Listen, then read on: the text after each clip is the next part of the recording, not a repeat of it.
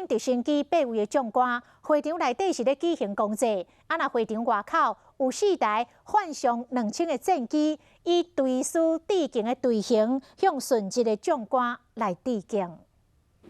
乌鹰直升机伫1月7日发生事故，造成8名将士殉职。公布今日伫空军上指部举行公祭，派出3台乌鹰直升机甲4台幻象机飞过机场的天顶。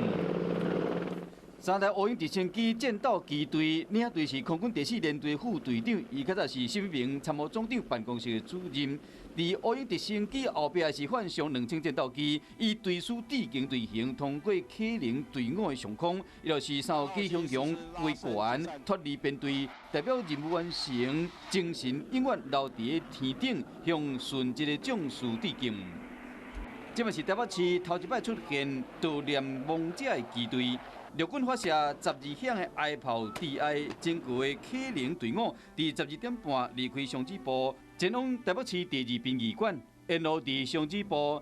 敦化北路、南京东路等等有11个所在设22个致敬点，和国军官兵加民众致敬。殉职的将士遗体火化了后，将分别安置伫五指山国军示范公墓中陵殿，辟谈空军烈士公墓。